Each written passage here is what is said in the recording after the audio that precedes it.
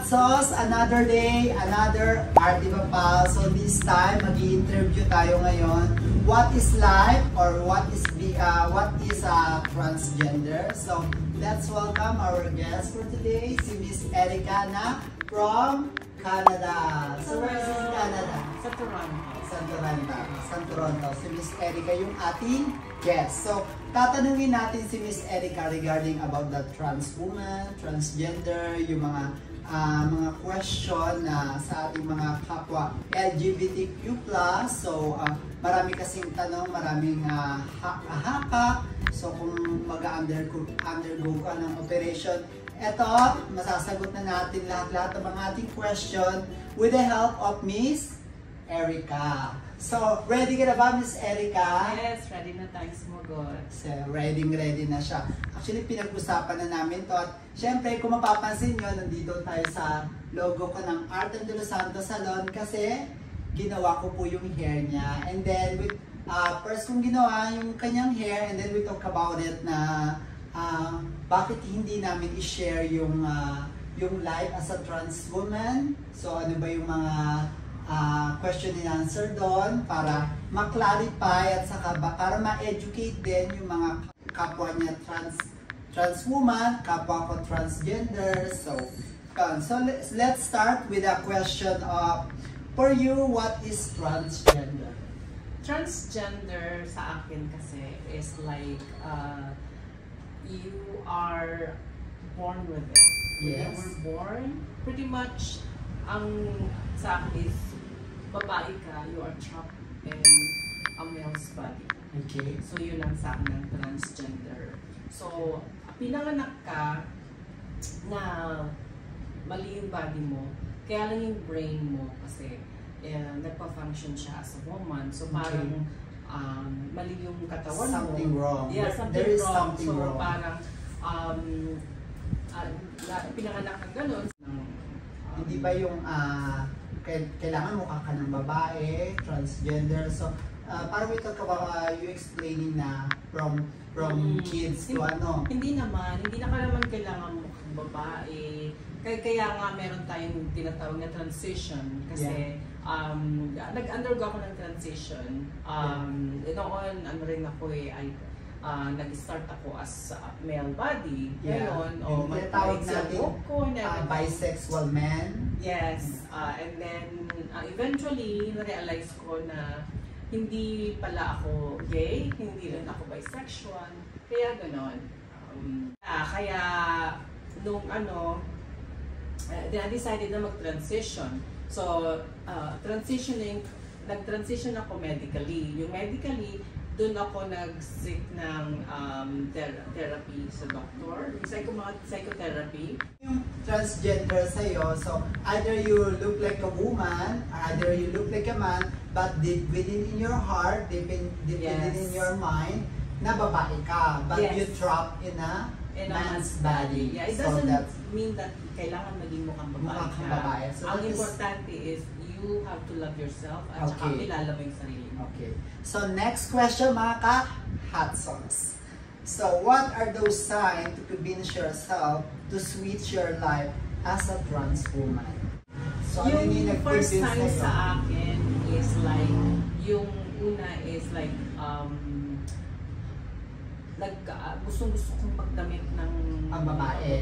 Gusto mag-ayos ng babae. But suddenly, hindi ko naman magawa kasi nga yung society natin, sabi kailangan ang suot mo uniform na lalaki. Pero so, meron kang talagang urge na parang, ay, gusto kang babae. So those are the one is struggle and the rest. Struggle. Tapos yung isa, yung kung pagdating naman sa emotional, nagkakagusto ka talaga towards like opposite sex na lalaki. Yes. On my case, I identify as a straight woman. Kaya, nagkakagusto ko sa straight man. At gusto mo na syempre magka-boyfriend. Na parang walang rejection. Ganon. At that time wala pa, hindi pa ako. Parang gusto ko lang maging babae. Pero nung nagkaka-crush na ako, siguro mga 14 na ako noon. So yung signs na parang kailangan mo na mag-switch siya, no? Parang hindi ka na komportable sa personality Yung mo? signs, Yung no, sign. mag-switch na ako. Ano yun, nagkaroon ako ng depression. Depression. So, depression yung parang... Pagtitingin ka sa salamin. Nagka-alopecia ako, yung naglagas yung buhok. Oh, Naglagas yung buhok kasi so hindi ko hindi alam biro nangyayari. talaga din kasi yung buhay na sa being trans woman, as a gay, as a transgender, hindi Yes. po talaga madali. So napaka masalimot, Mahirap talaga. napaka tinding bakbakan. Yes. Kaya kung minsan makikita nyo, madalas makikita nyo, lahat ng mga pulube is lalaki, babae. Kasi ang isang trans woman, Yes. gay at transgender is napatatag na po talaga ng Yes, yun panahon. yung pinag-usapan natin na Questionable kapag toilet toilet ka sa babae. Doon ka nagkakaroon ng problema. Issue. So it's an Issue issue. yun, oo. Even sa Canada. Even sa Canada. Okay. Oo, issue. So, yung mga hanggang sa, syempre sa mga boyfriend, nagkaka-crush ka. So, yung mga, yung nag-convince sa'yo para mag-switch na into trans Oo, woman. lahat na yun. Specifically, yung pag-iisip mo nga na para na-struggle, nagkakaroon ka na ng psychology attack na nagkakaroon ka na ng parang mental gusto mo na illness, magpakamatay, illness, oo, depression. So, depression na. Depression talaga yung naging result. Yung parang ayaw mo na ng katawan na to, gusto ko na Oo, kasi parang hindi ikaw yun, lumalabas ka. Tapos, syempre, hindi mo rin magawang magsuot ng total na pambabae. Kasi, judge ka na sa isip mo, judge ka ng mga tao. May mga discrimination din. So, pati sa work, anong sasabihin ng work mo, madaming factor. Kaya yun. Kaya, nag-decide na lang ako mag-transition para mas... Okay. Kasi yun ang gusto ko. Kasi nagkaroon ka na ng psychologically attack. So, yun yung pinakamalaking trigger. Bakit Yes. kaya kailangan mo na mag-switch into trans woman? So, pinakamalisa. Okay, number 3. How difficult your decision as a trans woman? Oo. It's very difficult na mag-transition ako kasi iiwanan mo yung life mo eh. As a man? Iiwanan mo yung life mo. Doon dati meron akong partner na gay, may bahay na ako noon. So, iniwan ko lahat yun. So, stable na yung life ko din as a gay, pero hindi pa rin ako kasi bading at the time. So, personally sa akin, it's a big decision kasi sasacrifice ko yun. At the same time, iisipin mo yung sasabihin ng family mo. Yes. Kung di ka accepted, Okay. mahirapan ka. Okay. Yung trabaho, paano ka papasok na sa work, nakikita ka nila, lalaki, and then the next day, babae na yung suot mo. Yeah, with Yung your mga family. ganon, oo. Yeah. So, mahirap, it's very difficult. Pero yung... The people around you. So, ganun nga. Sa trabaho, sa family. Sa trabaho, sa family. Kung tanggap ka. Sa public. Sa public, Yun yes. yung mga naiisip mo sa paano ba ako tatanggapin ng public. Mapapahiya ba ako? Ang daming fear, actually. Ang daming yung talagang natatakot ka.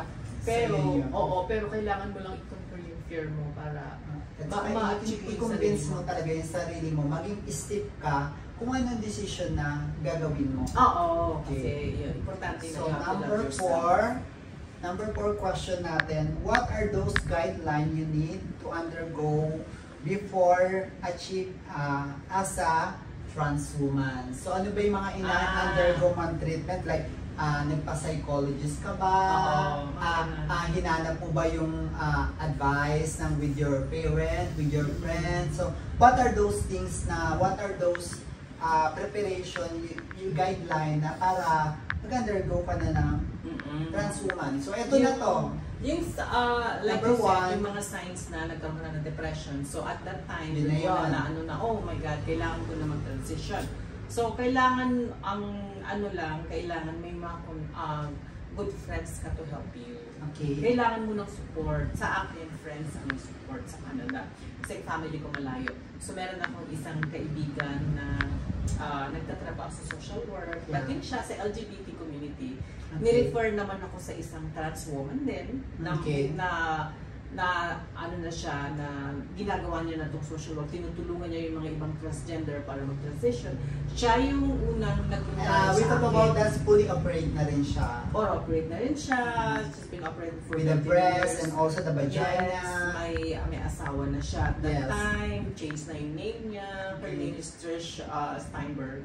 And then, yun, nilapit ako ng kaibigan ko, and then doon na nag-start. Sabi niya sa akin, ipapacheck, let's just, kinuha niya yung profile ko, tapos nirefer niya muna ako sa psychotherapist. Nagpa-psycho ka din. So, yung first step, psychotherapy. Okay, guideline, talk about your friends, talk about your relatives, talk about first your family support. And then, pangatlo, kausapin mo yung kapwa mo, trans woman. Yes. Yung trans woman na talaga nag-transition na. Kahit kasi yung susunod na yung friends and family, unahin mo muna yung support from another trans woman. Yung right trans woman. Bakit ganun ka-importante na kasi alam niya yung pagdadaanan mo eh. Okay. Yung journey na pagdadaanan mo, alam na pinagdaanan na niya.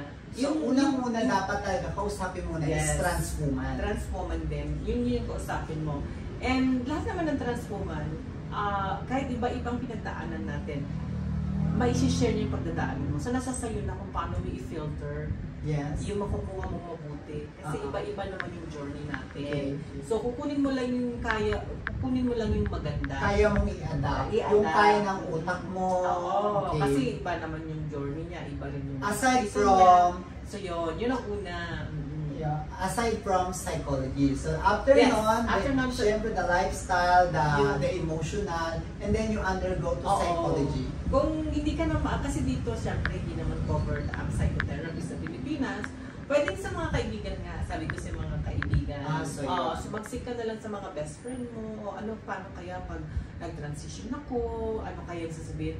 Minsan nakakatuling, so you have to ask yung opinion ng ibang mong close friends para instead of psychotherapy. Tapos yun, and then magiging kampante ka na. Oo, yun yung makakapag-as-is na sa utak mo na, sige, salamat for the advice, salamat. Iba kasi nagagawa din talaga ng friends, actually. Alam mo, being a trans woman, minsan mas naiintindihan ka pa talaga ng kaibigan mo kaysa ng family mo. Exactly. Kasi parang ang hirap tanggapin sa isang family na hirap na hirap silang tanggapin ba't kailangan mo maging trans woman? As much as possible, gusto talaga nilang maging straight na lalaki ka. Ako minsan, pinapaliwanag ko sabi ko ano bang gusto nyo?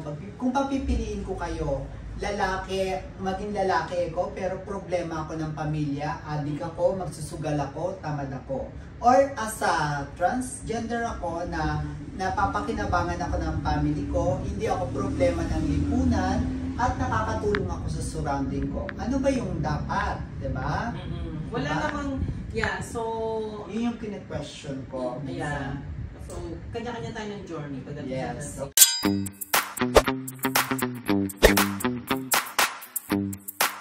In-explain niya na lahat-lahat. At ngayon, nagsasama na kayo ng boyfriend mo for about 7 years. 7 years at engaged na kayo, right? And then, as soon, ikakasal kayo.